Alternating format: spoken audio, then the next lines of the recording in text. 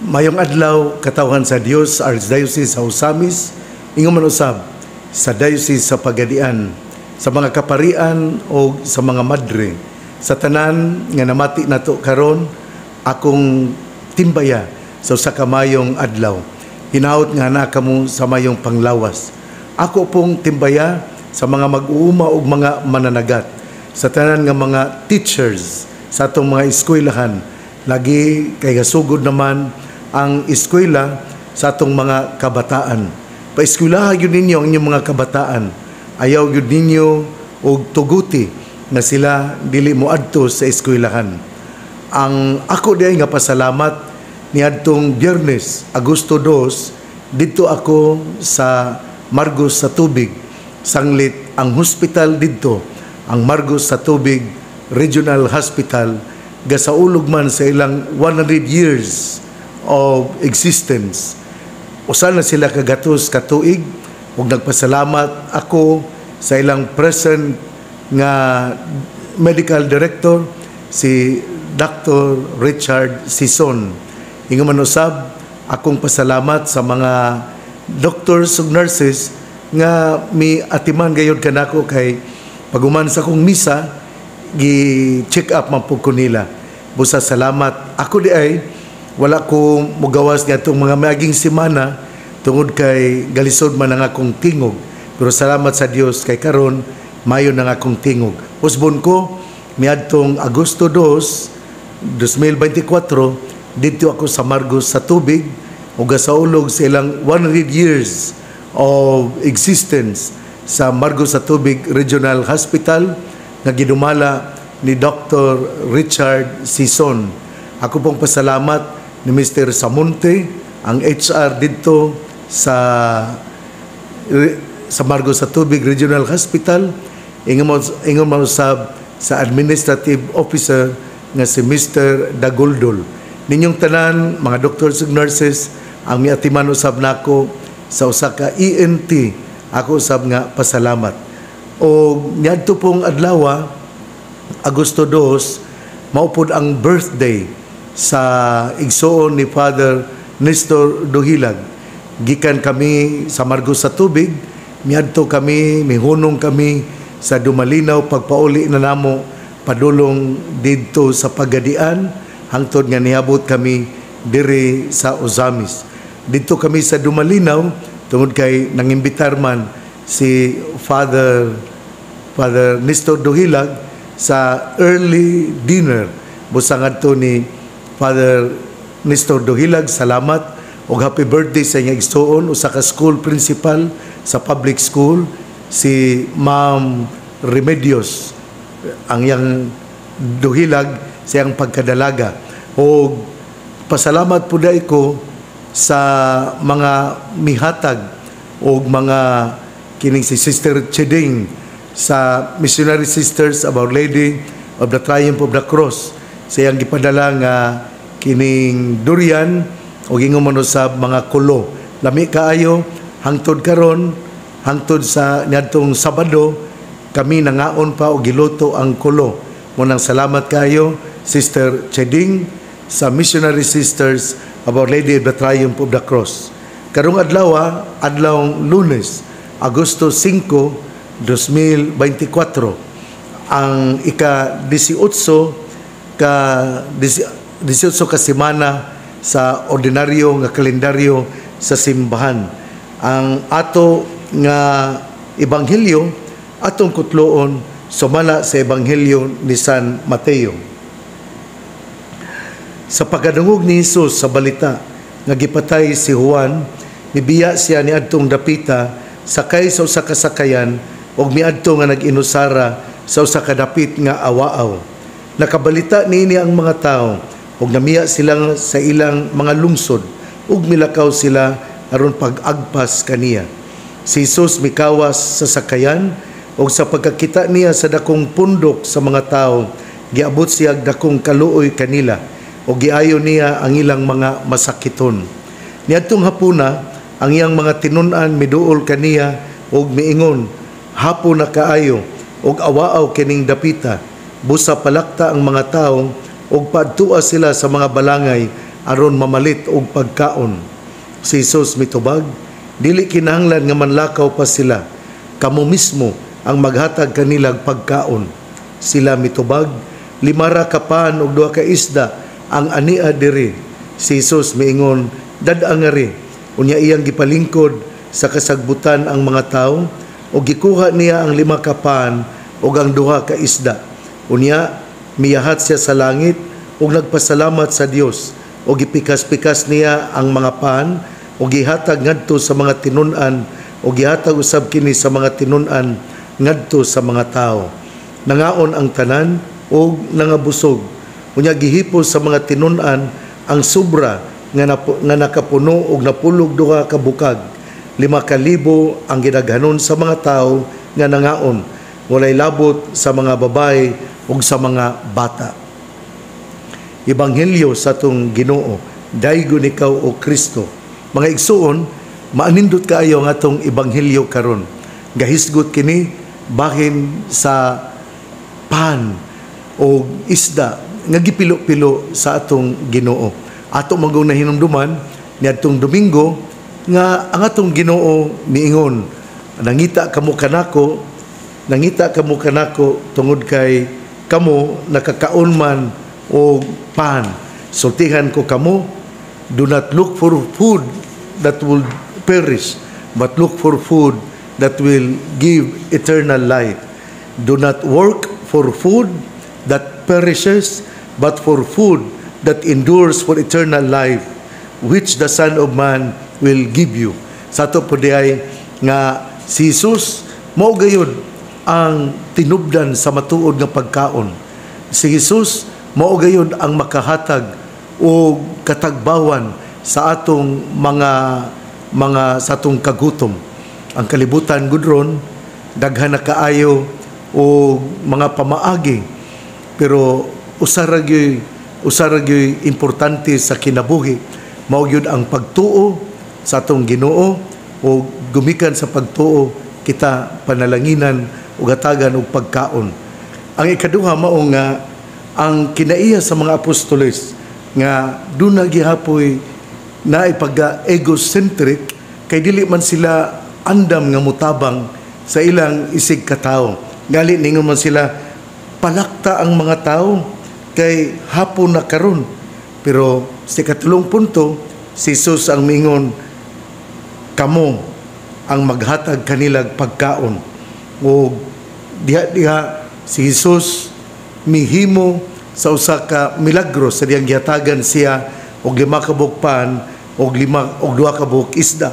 Iya kining iyang gipasalamatan ng Ginoo, unya miyahat siya sa langit, nagpasalamat, unya gipikas-pikas o gihatag ngadto sa mga tinun-an. O dinhi atong makita nga ang Ginoo gusto gyud nga mohimo ang mga apostoles nining gitawag og kining Eucharistia. Kay Eucharistia god mao man ang pagpakita dinhi sa atong ebanghelyo diin ang mga apostoles maoy miapod-apod sa kalawaton sa ato nga katawhan. O dinha sa bangkete sa Ginoo dili gayud gutman ang tanan, gani duna may napulog 2,000, napulog 2 ka kabukag ang sobra. Ipasabot nga sa presensya sa Ginoo ang tibuok tribo sa Israel nga 12 ka tribo dili gayud mahutdan sa pagkaon. Hinaot nga ato kining mahinumduman nga ang atong ebanghelyo day karon usa di ay ka pagtan-aw unsa ang kaanindot sa Eucharistia. Nga ang Eucharistia maoy kasaulugan nga gihatag sa Ginoo tungod kay siya naluoy sa katawhan, o ang Eucharistia maoy paghalad sa gipaambit sa mga katawhan sa panalangin nga ilang nadawat, ila na usab nga gibalik hatag ngadto sa Dios, ug kini gipilo-pilo sa atong Ginoo. O sama sa akong gikasulti, kung anaa kita sa presensya sa Ginoo, dili gayud kita gutomon. Igsuon, ang mayong balita nga mong pulong ni Hesus, ang iyang pamation, pamalandungan, ug paningkamutan nga mapuy-an. Bulahan ang tawo nga namati sa pulong sa Ginoo, sama sa kahoy nga gitanom, daplin sa usa ka sapa, kan dahon dili gayud malaya. Tempo sa timbungan siya mamunga, igsuon, ugma na usab. Karong adlaw, Lunes, Agosto 5, mao ang gitawag o St. John Vianney celebration sa mga kaparian sa Diocese sa Pagadian. Busa ako muadto sa Pagadian, sa Pitugo, sa lungsod sa Pitugo, ug sa mga alas 9 sa buntag among himuon ang Santos nga misa, o gumani ana tingali mga ligo sa dagat or magpundok-pundok, magpaambitay. Ang importante mao nga naa ang pag-inambitay isip mga managsuon sa ministeryo. Hinaot nga inyo usab nga iampo ang mga kaparian sa Diocese sa Pagadian. Ugma, pizza size at tulusab sa piyesta sa Transfiguration of our Lord Jesus Christ, amo usab nga sa ulugon dinhi sa Archdiocese sa Osamis, sa mga kaparian sa Archdiocese sa Osamis, ang St. John Mary Vianney Fiesta nga among buhaton dito sa Balyangaw, Misamis Occidental. Busa alang sa mga kaparian nga namati karon, ugma Agosto 6, piyesta sa Transfiguration, pero ato usab kini nga gigahin nga piyesta ni St. John Mary Vianney sa mga kaparian sa Archdiocese sa Osamis. Busa akong hangyoon ang mga kaparian, atong ipakita ang atong unity, nga dili kita modawat og mga schedule nga makababag kanato sa pag-adto sa Balyangaw. Adto kita nga hinaot nga kadtong nakadawat og schedule, inyo untang nahinumduman nga dugay naman nato ning gisabot, pero dili gyud maayo nga mudawat og schedule tungod kay ugma mauman ang atong St. John Mary Vianney piyesta sa mga kaparian sa Archdiocese sa Osamis. Ang pangaliya sa mahal nga Birhen Maria nga gisangpit sa mga misamisnon nga Birhen sa kuta, ang Ginoo magapanalangin kinatong tanan. Sa ngalan samahan sa Anak ug sa Espiritu Santo. Amen. Atong iampo ang kaayuhan nga kanabitang immediate healing, dali nga kaayuhan ni Father Ray Pernia nga anaa sa hospital.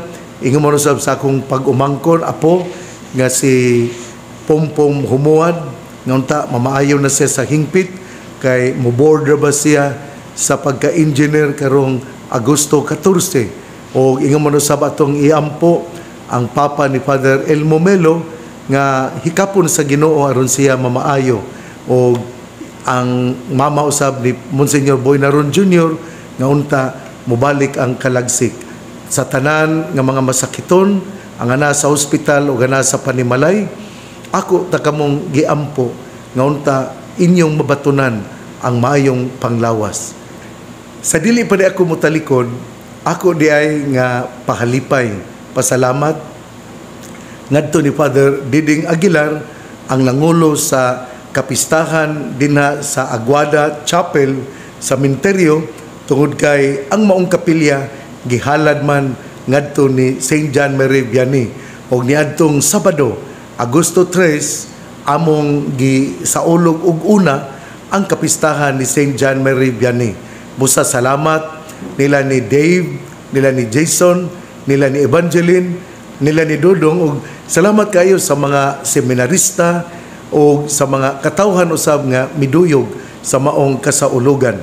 Akong pasalamat sa mga kaparian usab nga mitambong, sila si Father Elmo Melo, Father Andel Jan Baran, Father Mario Magcanam, sila si Father Marvin Osminia, Monsignor Boynaron Jr., si Father Zaki Montipalcon, si Father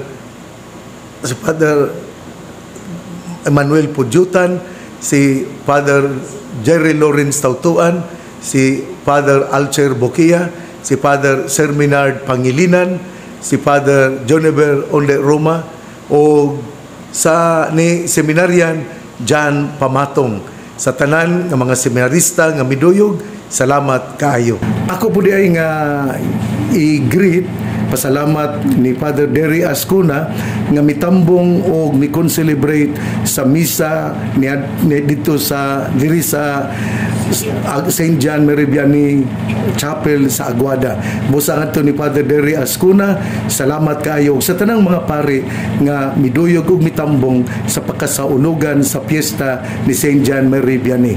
Of course, na gyud si Father Diding Aguilar Jr. tungod kay di na masasyaman ang na-assign din na sa Eternal Gardens sa Archdiocese sa Osamis. Unya gisundan kini sa maanindot o malamian nga pagkaon nga gidalit sa ni Father Diding sa mga nanimba, sa mga seminarians, ingon man usab sa mga kaparian nga mitambong sa maong kasaulugan. Ngadto ni Father Diding Aguilar, salamat sa imong pagka manggihatagon. Usbon ko, God bless, mabuhay tayong lahat.